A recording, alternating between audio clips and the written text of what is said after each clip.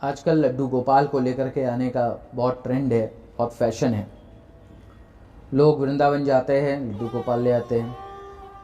YouTube, Facebook, Instagram वगैरह पे लड्डू गोपाल के बहुत सारे वीडियोस देखते हैं कि लोग रख रहे हैं, ले आते हैं, शौक ले आते हैं। लेकिन लड्डू गोपाल को घर में रखने का एक बहुत ही नियम है। उस नियम का पालन आपको करना पड़ेगा। सर्वप्रथम क्या है, आपकी रसोई में वही भोग बन सकता है जो उन्हें लग सकता है, जो उनको पवाया जा सके। वह भोजन नहीं बन सकता जो उनको भोग स्वरूप में आप ना अर्पित कर सकें। और उनको भोग लगाए बिना, यदि वो घर में हैं तो उनको भोग लगाए बिना उस भोजन को ग्रहण करना अपराध है। अब जब भगवान का भोग बन रहा है, क्योंकि वो लड्डू गोपाल हैं, आपके यहाँ बच्चे के समान जरूर है लेकिन परम ब्रह्म है, अनंत कोटि ब्रह्मांड के मालिक हैं वो, तो शुद्धता पवित्रता से वो भोग होना चाहिए। शुद्ध घी में बनना चाहिए, ये नहीं कि ऐसे ही कुछ भी बना दिया। और सर्वप्रथम उन्हें वो भोग पवाइए, उसके बाद उसे ग्रहण कीजिए। दूध, घर में पैकेट का दूध आ रहा है, कैसा भी दूध आ रहा है, उसका भोग लगा दे रहे हैं। शुद्ध गाय के दूध का ही भोग उन्हें लगना चाहिए। नियमित रूप से उनका नहलाना धुलाना, उनके वस्त्रों को चेंज करना। ये नहीं कि वस्त्र पहना दिए, कई कई दिन तक वही वस्त्र पहने। मैं कुछ दिन पहले घर में गया तो बेचारे स्वेटर पहने बैठे थे मई जून की गर्मी में। बोले अरे हम भूल गए, सर्दियों में वृंदावन गए थे, वहाँ बड़े अच्छे अच्छे गर्म कपड़े मिल रहे थे, हम ले आए। उन्होंने कपड़े ही नहीं बदले महीनों से। कुछ लोग 10-10, 15-15 दिन में बदलते हैं, ऐसा नहीं है। जिस प्रकार आप रोज नहाते हैं, धोते हैं, आप अपने वस्त्र बदलते हैं, नाश्ता करते हैं, खाना खाते हैं, गर्मी लगती है तो छाछ, लस्सी, दूध इत्यादि पीते हैं, ठंडी वस्तुएं पीते हैं। कुछ लोग चॉकलेट खिला रहे हैं, बिस्किट खिला रहे हैं, पाव ला करके खिला रहे हैं। बोल रहे हैं आज समय नहीं मिला तो हमने सोचा लाओ बाजार से पाव ला के। अरे किसने बनाया, कैसे बनाया, किस शुद्धता पवित्रता से बनाया, जिसने बनाया वो कितने दिन से नहीं नहाया है और मांसाहार का सेवन करके आया है, कैसा नेचर है, क्या है, और उसने दिया, बाजार से लाए और ला करके आप जो है भगवान को पवा रहे हैं। तो भगवान को आप वही चीज पवा सकते हैं जिसमें शुद्धता है, पवित्रता है।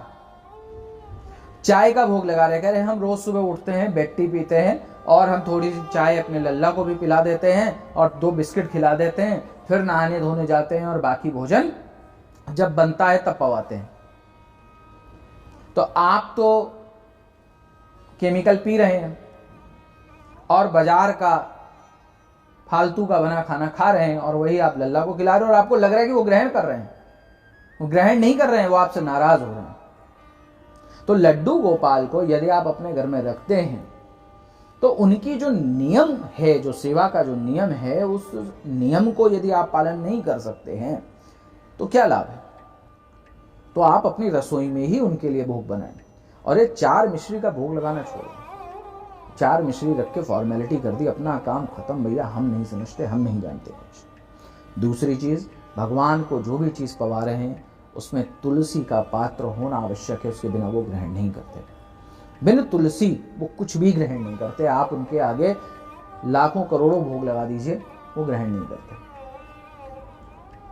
तो तुलसी अवश्य हो जो भी भोग लगा रहे हैं। जल का पात्र सदैव उनके पास हो।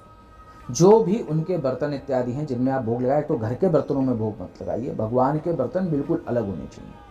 उनको घर के जो बर्तन जहाँ साफ किए जाते हैं और जिन चीज़ों से घर के बर्तन साफ किए जाते हैं, यानी आपके बर्तन साफ किए जाते हैं, उससे उनके बर्तन नहीं साफ होने चाहिए। कहते हैं कि उनके पार्षद हैं। भगवान को जब कभी भी भोग लगाएं तो सदैव उनको भोग लगाने के बाद उन लोगों को इन्वाइट करें जो उनके भक्त हैं कि आइए आप उन्हें ग्रहण कीजिए। क्योंकि उनके जो भक्त हैं, उनके जो पार्षद हैं, उनके जो अपने हैं, वो उस भोग को ग्रहण करने के लिए सदैव आगे खड़े रहते हैं। तो सर्वप्रथम आप उनको बोलाए, क्योंकि आपने उनके भक्तों को, उनके अपनों को यदि वो ऑफर नहीं किया तो भी भगवान नाराज होते हैं, रुष्ट होते हैं। तो सदैव आप सबसे पहले भोग लगाइए, भगवान का ध्यान कीजिए, उनको पवाइए। उसके बाद उनके भक्तों को याद कीजिए, उनको पवाइए। जैसे भगवान शिव को लगा रहे हैं तो नंदी जी, उनके गण इत्यादि को याद कीजिए। भगवान विष्णु को लगा रहे हैं तो गरुण जी, हनुमान जी इत्यादि को याद कीजिए। सबसे पहले उन लोगों को याद कीजिए और उनको कि आप ये भोग भगवान का लग चुका है, आप इसे ग्रहण करें। उसके बाद आप उसे अपने भोजन में मिश्रित कर सकते हैं। बहुत सारे लोग अपना पूरा बना हुआ भोजन सजा के भगवान के सामने रखते हैं और उसका भोग लगाते हैं। तो ये सही तरीका है। दूध का भोग लगा रहे, पैकेट वाला दूध या कोई भी दूध आ गया उसका भोग लगा दिया, गलत है। भगवान को शुद्ध गाय के दूध का जो है भोग लगाना चाहिए। घर से बाहर सब लोग जा रहे हैं तो भगवान को शयन करा दीजिए, उनको कुछ उठा दीजिए शयन करा के। जब आई है तो उनको बहुत प्यार से उठाइए। घंटी का और शंख का नाद दूर से कीजिए। कहते हैं बालक स्वरूप हैं तो उनकी माता नाराज होती है कि मेरे बालक के सामने तुमने इतनी जोर से घंटी, पता है लोग कि खोपड़ी पे घंटी बजा करके उनको जगाया जा रहा है, तो धीरे से घंटी का नाद कीजिए, धीरे धीरे करके उनको जगाइए। उसके बाद उनको नहलाइए, उनके वस्त्र बदलिए, फिर उनको भोग लगाइए। दिन में कम से कम नहीं तो 3 बार तो उनको भोग लगाइए ही लगाइए। कायदे से तो 5 बार भोग लगना चाहिए, लेकिन कम से कम 3 बार भोग लगाइए। आरती इत्यादि कीजिए, नाम जप कीजिए, भजन कीजिए। जब कभी भी आप घर पर हैं छुट्टी वाले दिन उनका भजन इत्यादि कीजिए, उनको प्रसन्न कीजिए। और ये जो टोकरियों में लेके घूमने का सिस्टम है ये तो बहुत ही खराब सिस्टम है।